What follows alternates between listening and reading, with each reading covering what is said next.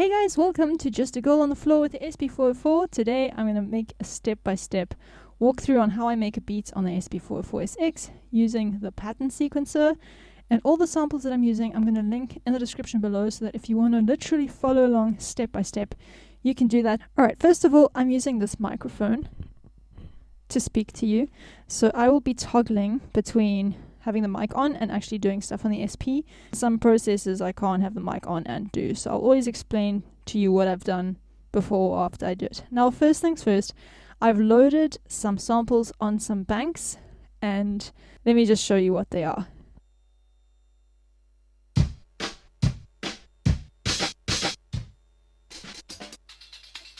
I also loaded some bass sounds.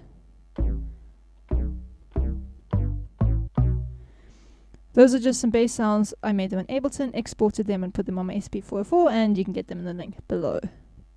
Right, so now when we make a pattern, the pattern sequencer works differently to the resample method, which I usually use on the SP404sx, but for a house type beat I think a pattern would work quite well, and also not a lot of people really know how to use it, so this could be an opportunity for you to learn. So we can toggle between our samples on the banks, which is what a lot of us use. You know, we just go. But if we hit pattern select, these banks now contain patterns. Patterns that we make by using the samples on our banks. Right, so basically the pattern select brings us into the pattern sequencer. Now these are flashing because I've made a beat in the past, so I'm going to go to different bank. Bank B, okay, gosh, I've been busy. Let me see. Okay, bank D. This is empty, so I'm going to find an empty one that's not flashing. I can hit record, and now everything's flashing. These are all my available empty potential patterns. When I select one, my metronome will start. If I tap level, I can change the level of the metronome.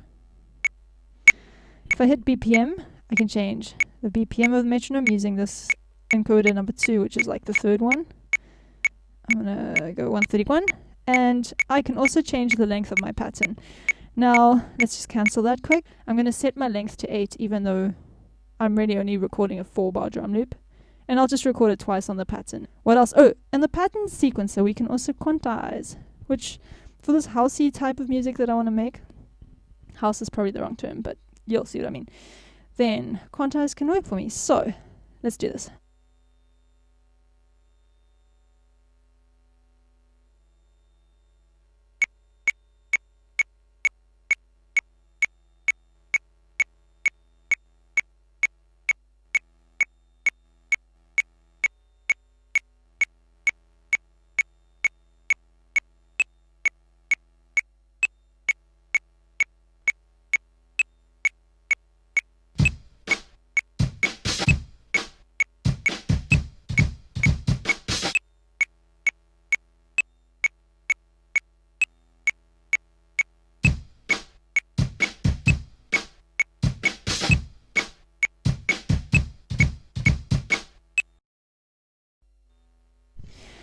Okay, so what you may have noticed there is that while I recorded a pattern, I could hit record again and it would say REH over here, which means rehearsal, which means while the pattern sequencer is going through its sort of step-by-step situation, you can rehearse what you're about to play. And that's really useful if you're not sure what you're going to play. I like to practice it first, just on my banks. So to get back to your sample banks, hit pattern select. So that is not red. So now we're just in our banks. And you know, I'd like to just rehearse what I'm going to play there. But sometimes I forget, or sometimes I just do things on the fly. So rehearsal mode is really good. But also, on the pattern sequencer, you can also erase what you've done. So let me show you with a really short example. I'm going to select a new pattern.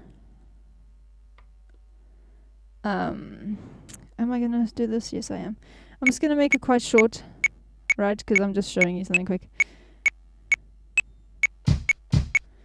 Okay, you can hear I've recorded that. Now I'm going to hit delete, and now it says erase, basically. And what I did there is I held down the sample. Excuse me.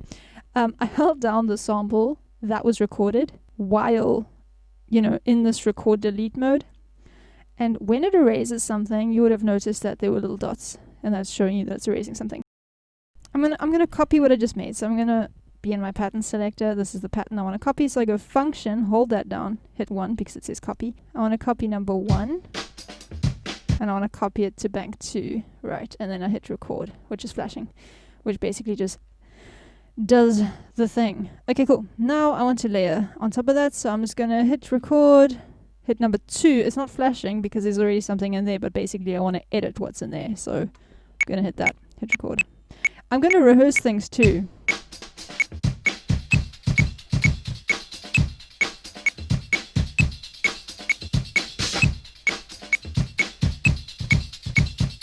Now let's add some bass. At this stage you might be wondering if I can put effects onto this, and yes and no. I can put effects onto these patterns, but only by putting effects onto the samples on this bank.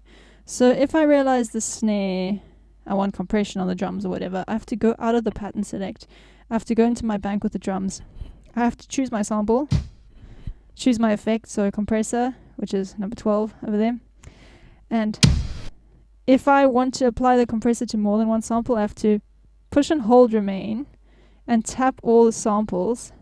You can probably see better this way, that I want to have an effect on. So when I push down remain, whatever's red is going to be affected by my effects.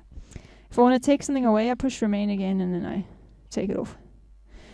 Now you can't apply more than one effect. I can't have compression on one, reverb on the other. It's just one at a time. That's just how the SP404sx works. And so in the pattern sequencer, I cannot apply a pattern to the pattern. I can only apply it to these samples. And then when I'm in the pattern sequencer and I play it, you can hear that the compression has been applied to those samples, and I can just take it off as well.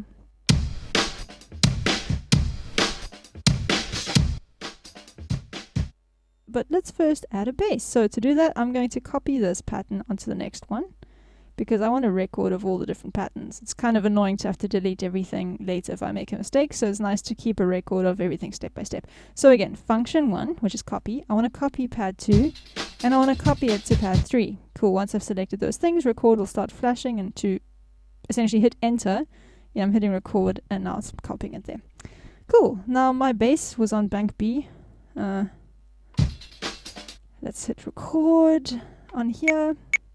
Metronome BPM set. Do I want to quantize? Yes, I do want to quantize. 8th note's fine. Length is set. Great. I'm going to rehearse.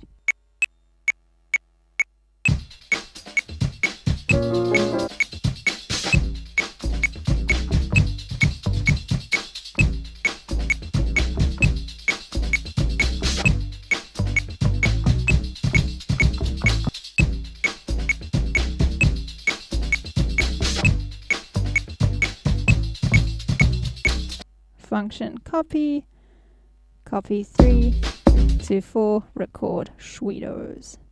Also, I put the compressor on everything. I don't really want the compressor on everything, so I could just hit MFX, so now it's off again, but I also want to make sure my remain situation is clear. I just like to keep things clear as I go on, because every now and again you might forget about a sample and you put an effect on and you're like, wait, what is that weird sound? Meanwhile, there's like a different sample on remain. So I'd like to just kind of keep things clean as I go.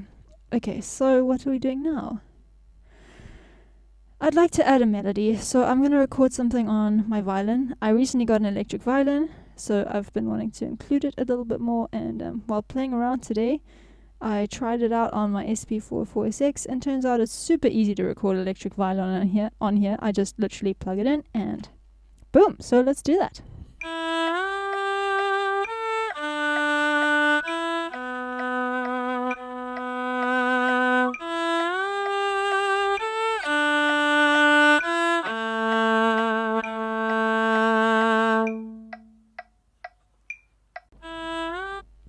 Okay, now I want to edit the sample a little bit. My banks are full, I'm going to have to delete something. I know that my banks are full because I hit delete and everything starts flashing, which means all of these things can be deleted, which means there's data in all of them. So, let's see.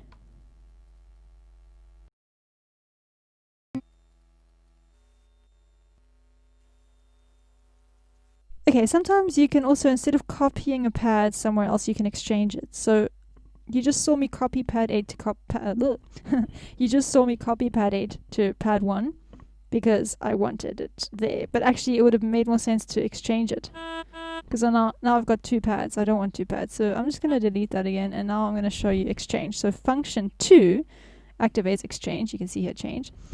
I want to exchange this pad with this empty pad over here. Hit record, and basically it swaps it. Now this is an empty pad, and that has my violin that I just recorded. So I want to add some effects to this.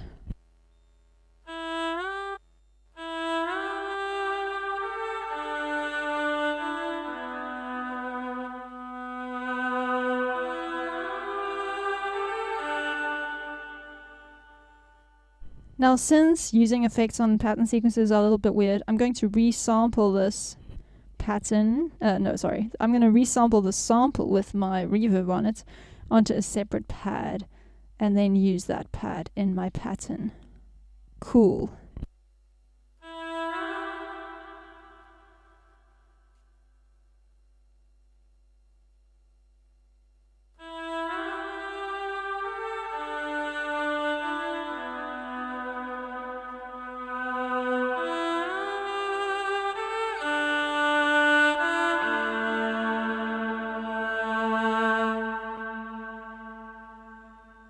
Obviously it's tricky, you might not end it in time. I think I may have ended that recording just too soon, but such is life. I could spend time perfecting it, but right now I'm just making music for fun, and frankly I don't feel like it.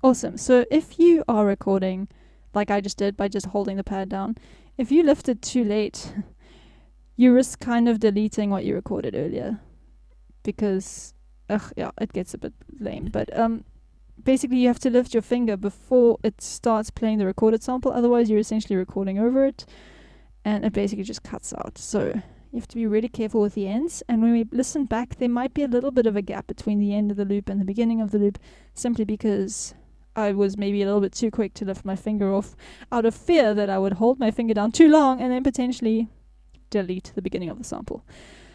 So there's that. And that's also why I like to have quantize on when I record long samples, because if I'm a millisecond off when I push it down, 8 bars later, you know, that millisecond, it kind of gets out of sync. You don't really notice it when you push your finger down. So then at least after I lift my finger, it quantizes it onto the grid, and then it sounds a lot cleaner. And remember, this quantize stuff, it's style dependent. So when the tools help you, like, use them. I'm not against using quantize, but of course use them mindfully. If everything you do is constantly quantized, and you're trying to create like a swing feel with like push and pull, then, you know, quantize is not your friend. But for a beat like this, dance music, a house beat, then sure, it's fine. I did have something else that I wanted to say on that. Let's add some chords. I'm going to record something on the piano.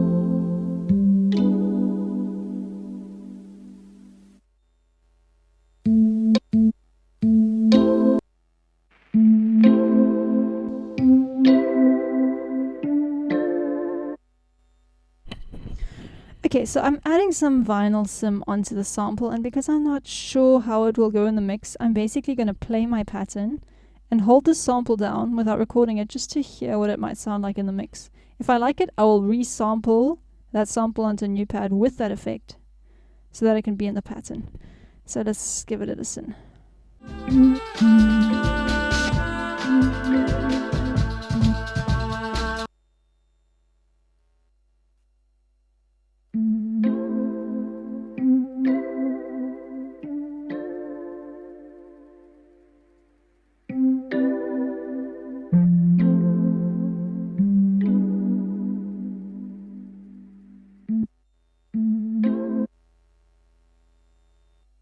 This amazing hack that I have to fix the ends of samples, I basically hit reverse. Choose the sample on a reverse, which is this one, and now it's playing it backwards. Remember, I held my finger down too long, which means it started looping the sample because loop was on. Now that it's reversed, you can hear the ending of the sample at the beginning of the sample now, which means it's so much easier to cut it off. So I'm going to hit mark, which allows me to cut off some sample. Actually, I don't even need mark because I'm just going to straight up change the end level of the sample. It's a little confusing because this is the end of the sample, but it's the beginning of the reverse sample. So we're still going to use the end. That's just how it works. It's just something we have to learn. There's no logic to it, really. And so I want to negative the end, which is going to change the beginning of the reverse sample.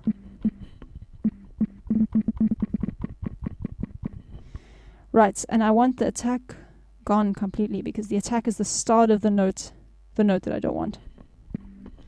Since I've reached the end of my end marker and I'm not far enough yet, I can just tap this down again and on again. Now basically 0 is where minus 30 was a moment ago, which means I can keep changing the end level by doing this.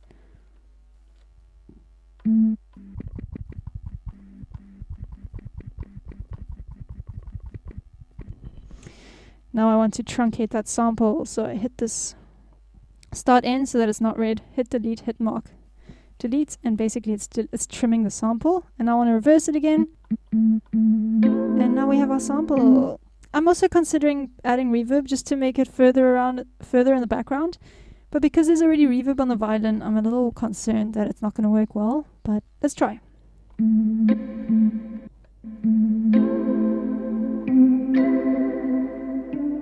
I think the key is to have a short time.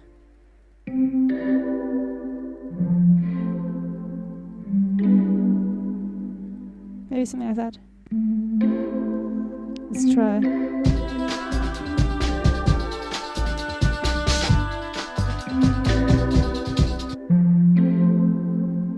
Could work. It might be a bit far in the background, but oh well. It will.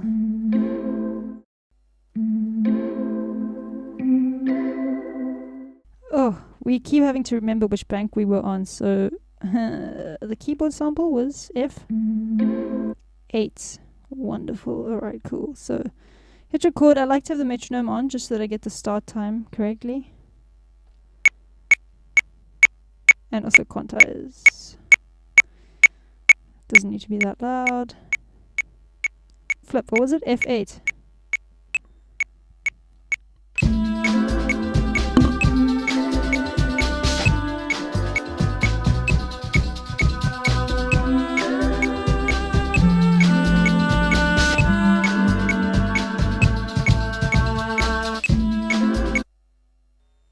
Awesome.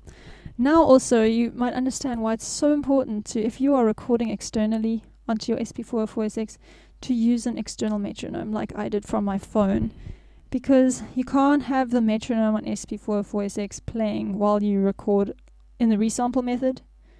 You can only have it playing when you're in pattern select. You can't record samples when you're in pattern select. So it might sound confusing, and yes, there are some weird rules with the SP404sx, but trust me, you can learn it really quick by just actually spending time. Like if you're watching this and it feels overwhelming, but you've got one of these, sit with me and do as I do. You know, from doing it and touching the buttons, you learn so fast. I remember when I got this, I felt a little overwhelmed and I had a rule. I thought, you know what, I'm just going to have fun. So I did the most simple thing possible. I put some samples on here and I literally just pushed buttons. That's it. And then I thought, hey, I wonder how to merge two samples, or hey, I wonder how to do this. And I took little notes on what I learned that day. So for instance, if I learned how to use resample record, I had a little note that said to resample onto new pad, push these buttons.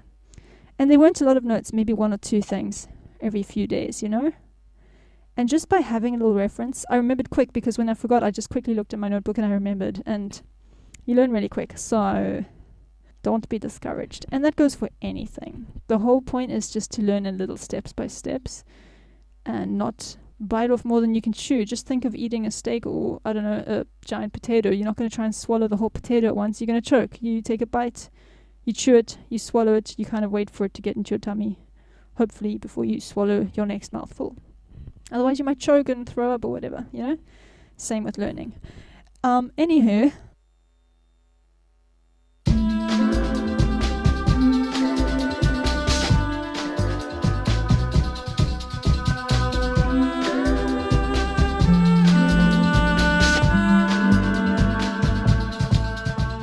so I want to show you my final pattern, and all I did was add compression to all the bass samples, all the drum samples, and then I changed the level of the individual samples to get the balance that I wanted. When I go into my bank, so out of pattern select, back into my bank, all my drum samples were on the A banks and all my bass samples were on the B banks. So what I did is I hit remain and I selected all the samples that I wanted. So if I go into the B bank, you can see all of those ones selected, the red ones. If I push it again, it's unselected, but I want that one selected. On bank A, those are all my drum samples.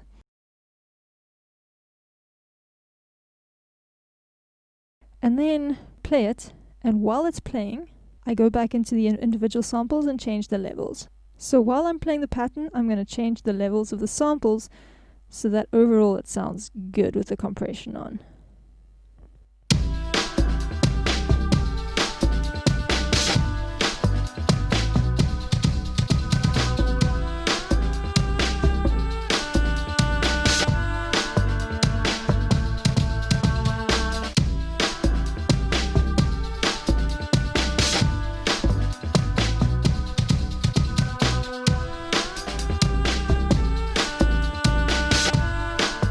I found that for me, my bass samples were all at a volume of 70 or 71, and all my drum samples were full volume.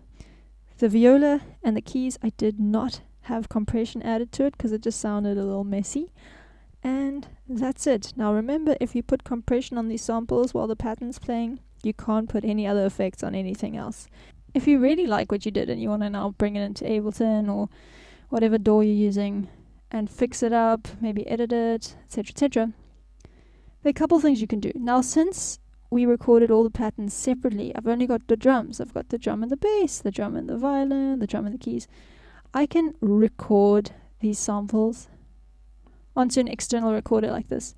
I unfortunately cannot resample record. I cannot take this pattern and resample it onto a pad. That's a pity. That's probably the biggest pain point from this machine for me, because that would be great, but one just can't do that. So one workaround is I can record it onto here. You could connect this to your computer somehow, so basically straight from your SP into your computer. I've got the right cables to do this into my audio interface. I've got this RCA to RCA, but depending on what hardware you have, you might need a different cable, and then essentially you can just record it into your computer and edit it like that. So it's a little bit cumbersome, but for me the purpose of this exercise was just to have fun. And sometimes when I have these fun jam sessions, I have ideas that I end up turning into full songs, but most of the time that's never my intention to start with, because if you want to finish everything you start and turn everything into this shareable song, and oh my goodness, trust me, it's going to be exhausting. Of course it's great to write a lot of songs and to be prolific. That's how you're going to improve your craft and discover new things, apply what you learn. But if the focus of your art becomes purely to become some sort of productive sharing of your work machine, you might get really tired and burnt out, and you might lose the joy, and that would be the biggest tragedy, because if this is not enjoyable, then why do it, That's just my experience. Even if you just have a great jam and you delete all of it, it's so great to do that. I love doing that. It's It's about the journey, it's about the process. It's not about the result, it's not about the likes or the clout or whatever. Yeah, anyway, I hope this was helpful to you. I hope it inspired you to create. If you followed along, let me know. And yeah, subscribe, because I've got lots of content like this. And also I'll link another video down below that's very similar to this, with this whole sort of real-time walkthrough. You might enjoy that. And of course, if you want to listen to my original tunes, go to Spotify. I sell tons of samples. I make a lot of samples and sell them on littlebeatshop.com. It's my shop for lo-fi hip-hop samples, or just lo-fi samples. And yeah, thanks for watching. Have a great day. It's evening here, so have a great evening. Okay, bye.